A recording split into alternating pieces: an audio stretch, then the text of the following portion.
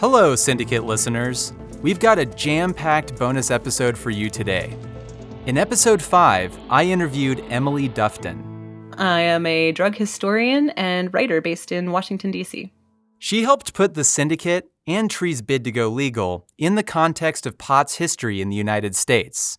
That included covering the government's moves to outlaw marijuana in the 1930s, the hysteria of Reefer Madness, and Nixon's 5 schedules of drugs. Well, you won't be surprised to know there's a lot more Dufton had to say that we didn't have time to get to. For instance, you heard that the push for medical marijuana began in the late 80s, but why then? What sparked it? We also skipped over a decade-long decriminalization movement in the 1970s that found surprising traction, then fell apart just as quickly. That's why Dufton titled her book Grassroots: The Rise and Fall and Rise of Marijuana in America. As the drug historian explains, 2 distinct movements to change laws in favor of pot, one that began in the 70s and one in the 80s, turned out very differently. During my interview, Dufton shared her reasons for that, introduced some colorful protagonists in marijuana lore, and threw in a few little-known anecdotes from weed's roller coaster history. It all provides a better understanding of pot's long road to legalization and why organizations like the Syndicate came to exist. So, let's light this up, shall we? We'll pick up my interview with Dufton right after she tells me that in the 1800s, cannabis used to be available at most corner pharmacies in America. So you could pretty much go to a corner pharmacy in any populated area and get something for, hey, I have a toothache, I have cramps, I'm feeling nauseous, whatever. And you could get a tincture that generally had at least some cannabis in it, along with all sorts of other fun ingredients. But it was used for a variety of purposes and was considered something that really did have numerous and myriad health benefits. Mm-hmm. And it wasn't just cannabis, right? There was also, you could get small amounts of cocaine. There were other things that were used for medical treatments. Am I right on that? Oh, heck yeah. You could get it all.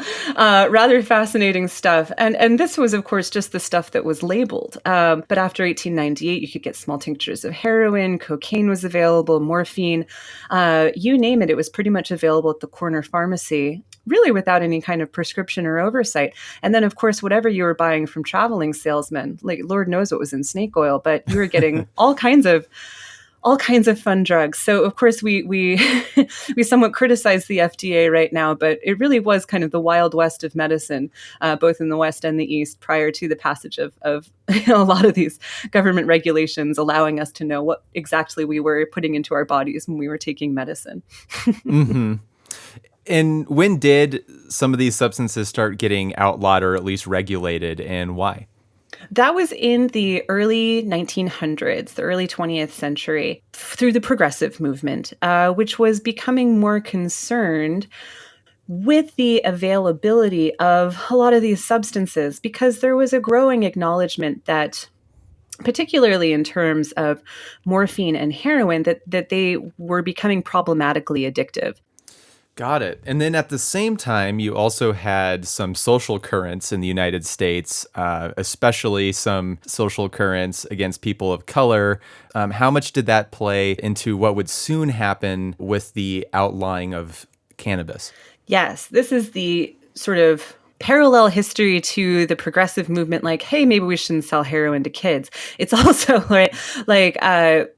the process of recreational use of marijuana coming to the United States is a slow migration from the South and Southwest as Mexican citizens who were fleeing the dictatorship of Porfirio Diaz started crossing the border and coming into places like Texas and New Mexico and Arizona.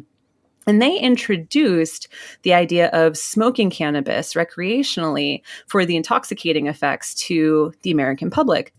That started making people, white citizens for the most part, freaked out. And that was when state-based laws started being passed that targeted individuals caught with this drug, which were primarily, of course, non-white citizens. And they were starting to target it very excessively. And, that continued on then, had reverberations throughout the rest of the 20th century. Right. And then what was this concept of reefer madness? It was almost like if you smoked cannabis, then you would become violent and unruly. What were some of the tropes going around at the time? Yes, violence, unruly behavior, and one of the bigger fears was miscegenation, which was sexual relations between the races, right? But these ideas were being put forth in the 1930s. It was very famously in a film called Reefer Madness. And of course, this is also tied up into larger stories about the end of prohibition, right? So, Hmm. what's really important to remember when we talk about Reefer Madness and the rise of Harry Anslinger at the Treasury Department, the Bureau of Narcotics and Dangerous Drugs, is that when the United States no longer had alcohol to focus on persecuting and targeting, it needed a new drug. The government needed a new drug, and government officials needed a new drug.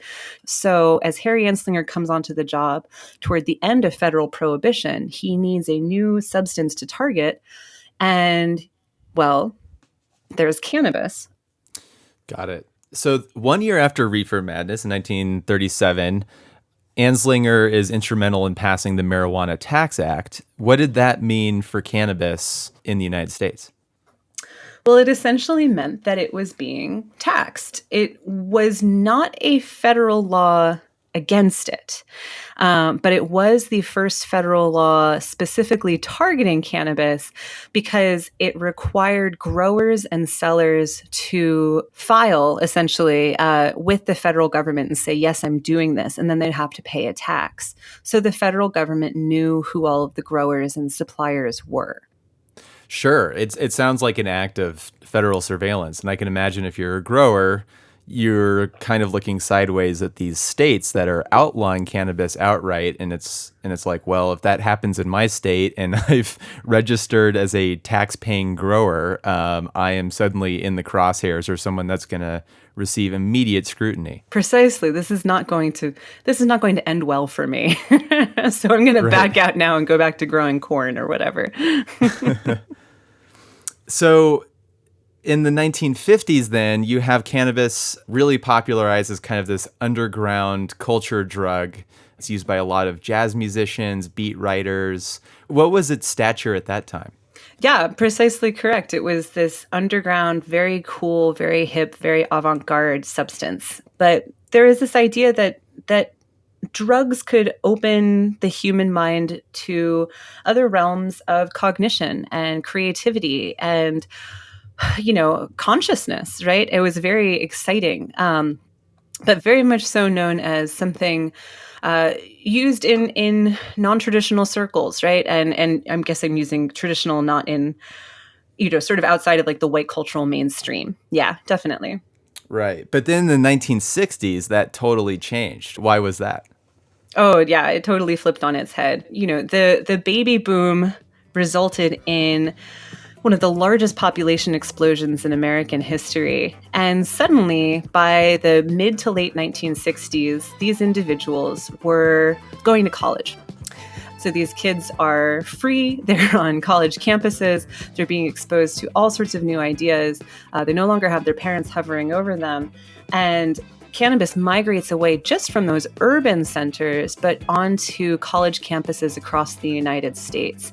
And it is one of the fuels for countercultural ideals, which, of course, takes sort of an overwhelming influence over politics and art and culture and music and just about everything else.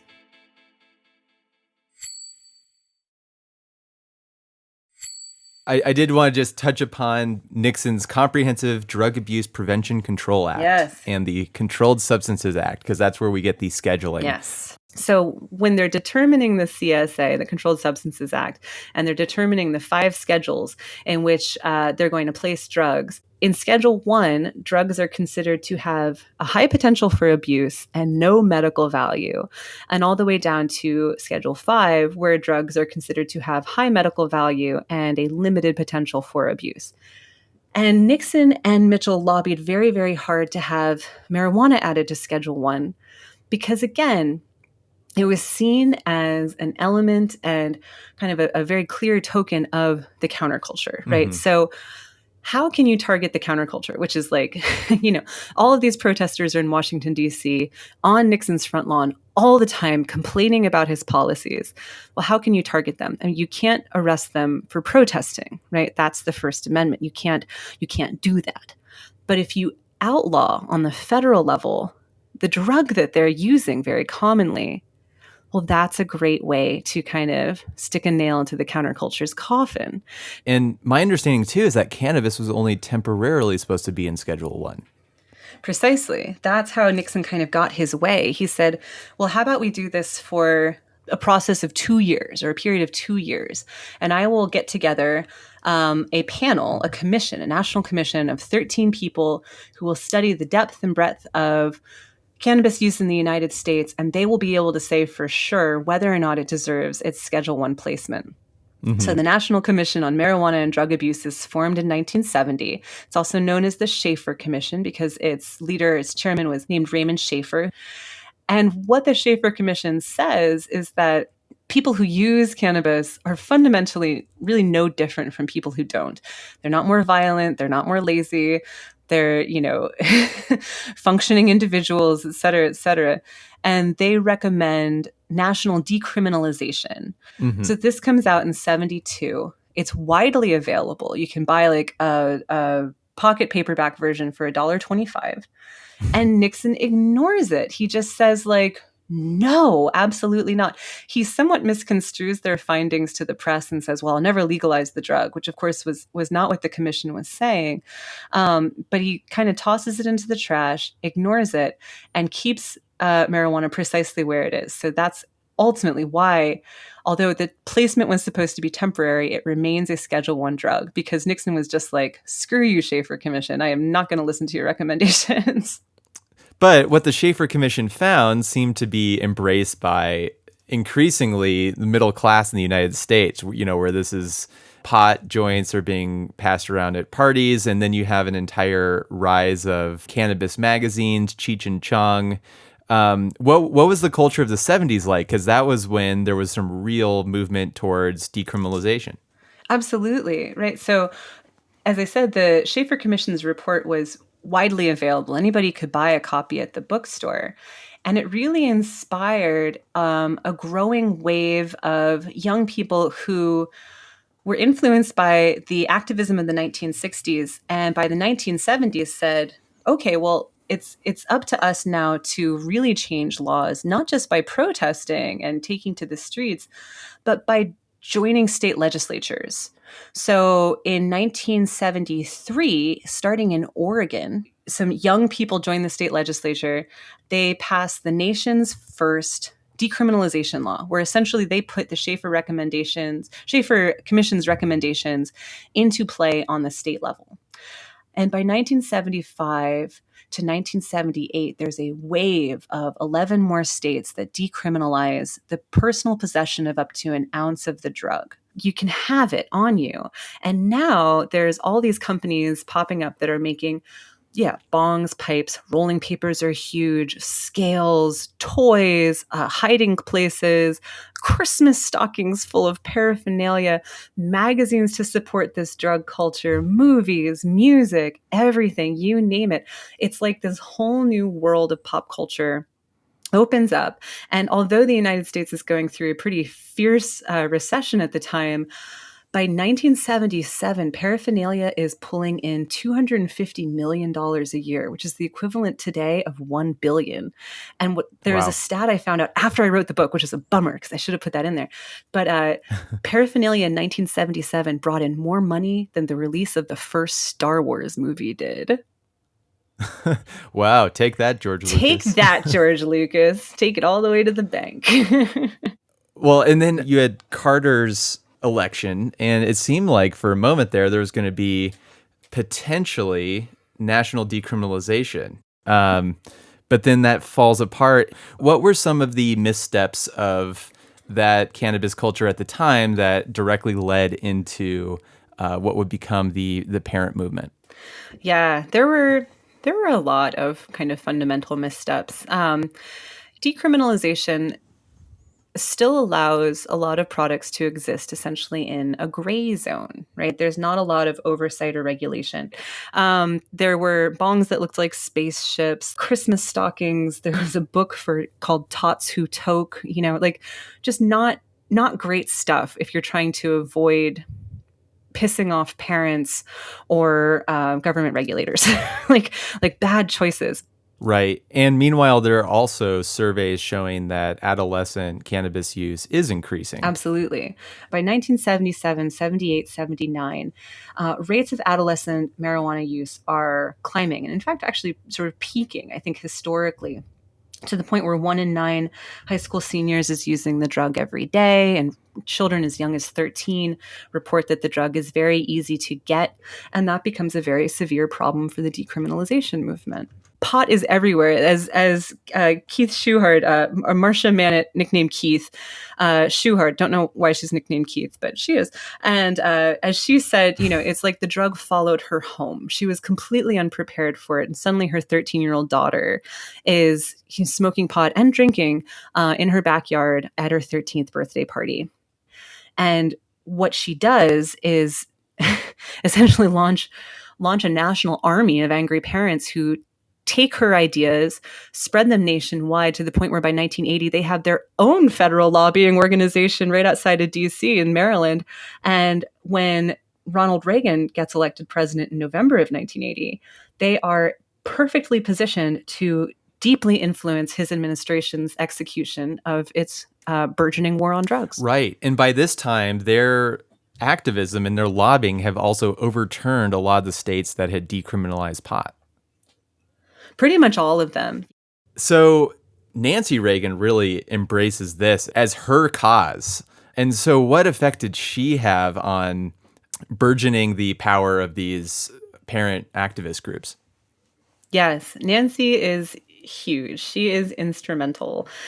And she's so what we associate with. She's the face of Just Say No Today, and very much so credited with bringing this anti-adolescent drug abuse prevention platform to national consciousness.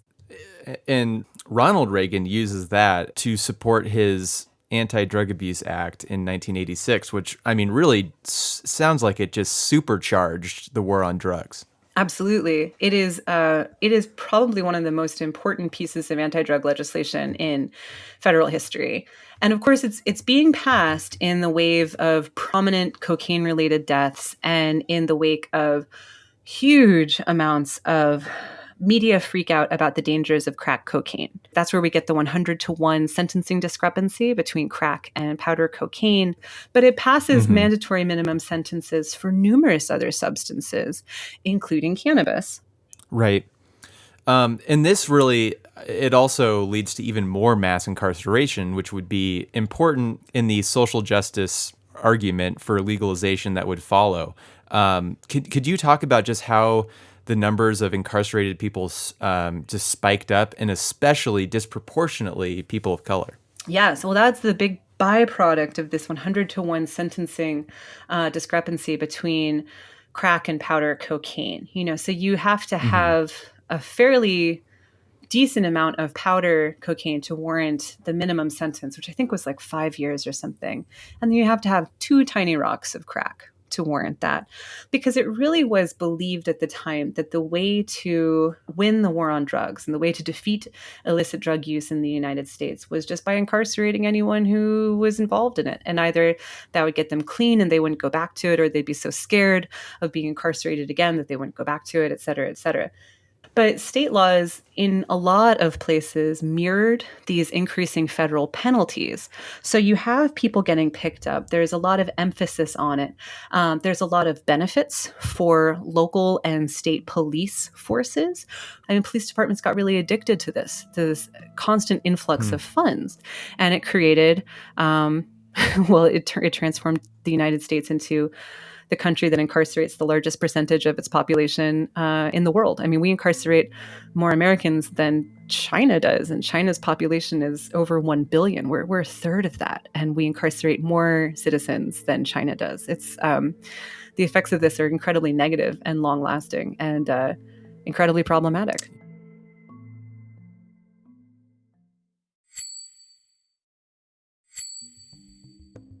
the late 80s are such a fraught time. That's also when the AIDS epidemic begins.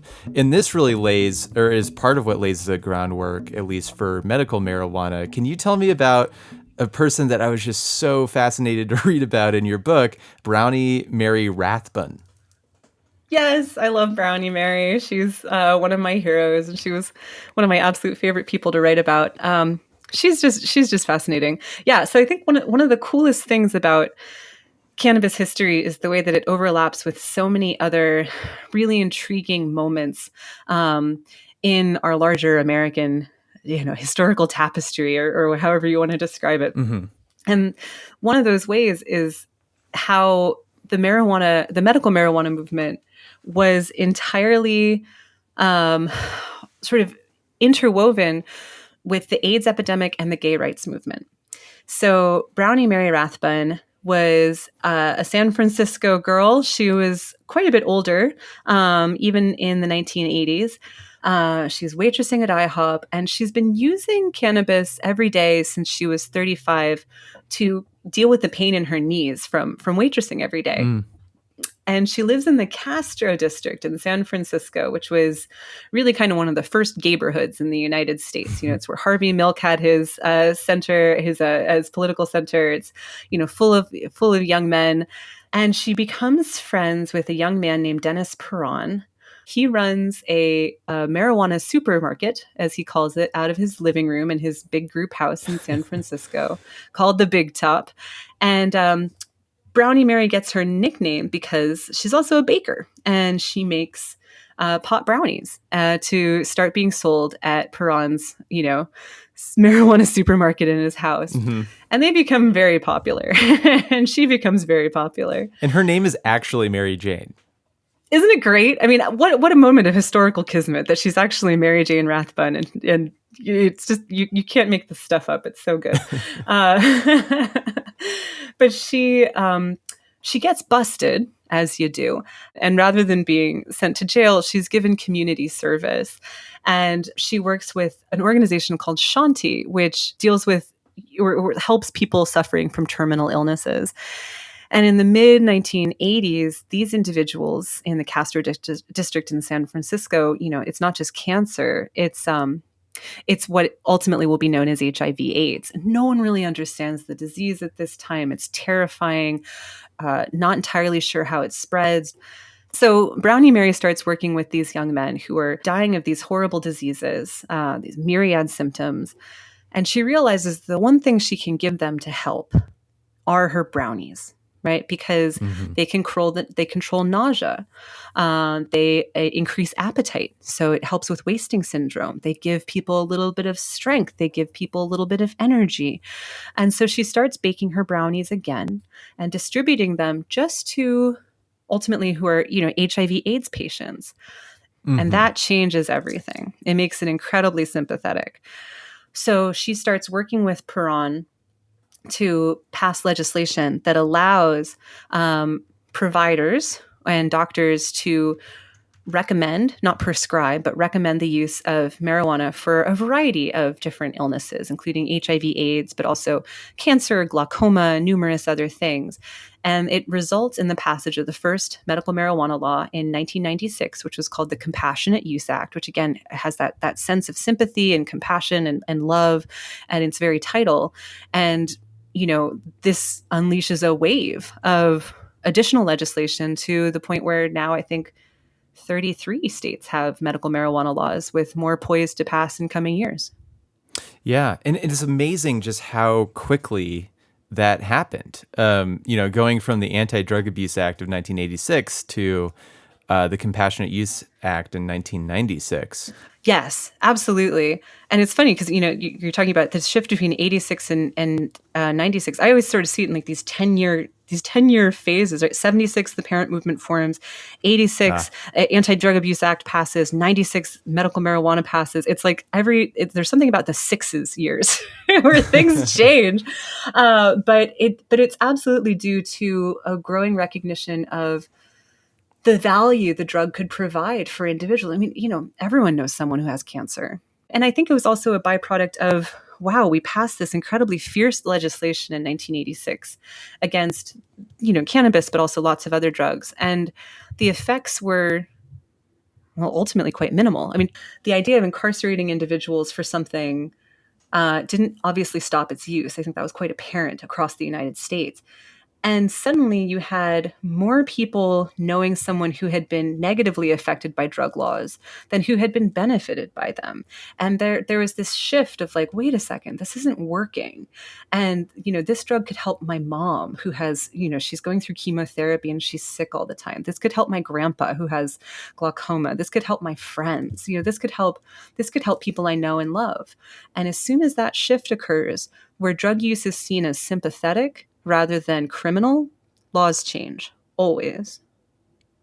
Right. And then as soon as you get into recreational, there's also all that tax money suddenly that you can get from selling this stuff. The story's always about money, isn't it? Yeah. It's like, well, our roads are crumbling, our schools are failing. What can we do? We can sell pot. Of course we can. All of our problems will be solved. And it is fascinating. I mean, the money is a big driver, but I think what's also driving the passage of all these legalization laws is something that, we had discussed a little bit earlier, which is social justice. I mean, when you have very clear statistics saying that, people of color in the United States are incarcerated far more often and far more regularly and for far greater periods of time for the use of this substance than white individuals, whereas people of color and white individuals use pot at pretty much the exact same rates, that's a problem, right? And it also has made state legislatures work a little bit harder to pass these laws. So I think New York is already working on expunging previous marijuana violations from people's criminal records, which is an incredibly important part of I think social justice ideas. Mm-hmm. They're trying to ensure that people who benefit most from what they predict to be will be growing and booming industries are not just like white dudes in suits the way it often has been in places like California and stuff like that. Mm-hmm. Yeah, the corporatization of the cannabis industry. Precisely, and they're trying to ensure that the tax dollars go to the right places. It is really difficult to take a formerly black market product, make it legal, do it right, and incorporate our growing awareness of the effects of racism on public policy that has been so clearly demonstrated and shown over the past couple of years through, public policy papers and scholarship and academic research and all of that. It's a perfect storm of trying to really,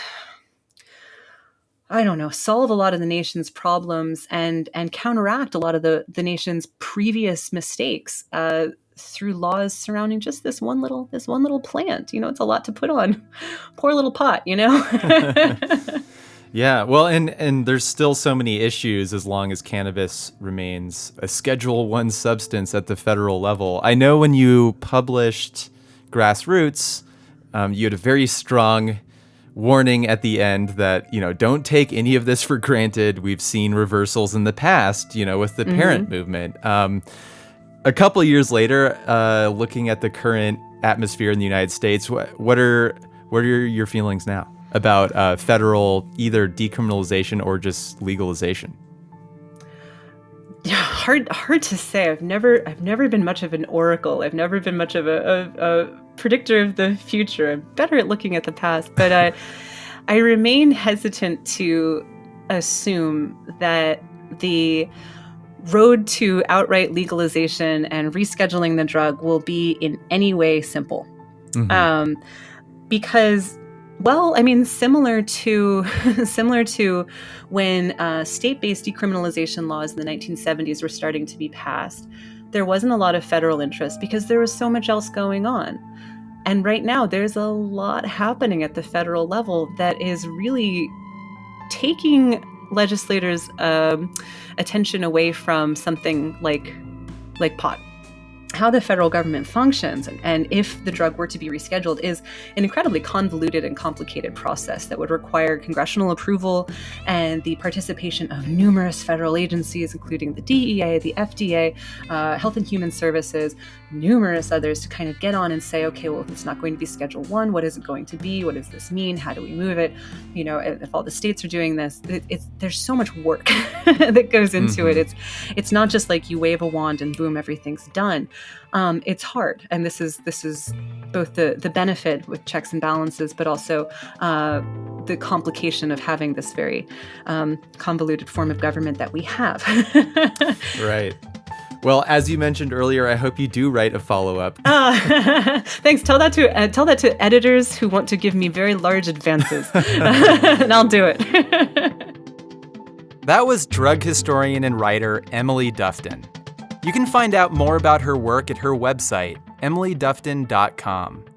Thanks for listening to our second bonus episode. For more about this series, visit thesyndicatepodcast.com. The Syndicate is a co-production of Imperative Entertainment and Foxtopus Inc. Executive producer is Jason Hoke. Produced and edited by Laura Krantz and Scott Carney. The Syndicate is scored and mixed by Louis Weeks. I'm your host and creator, Chris Walker. And if you've enjoyed our show, please leave us a review wherever you get your podcasts. It really helps more people find out about our show.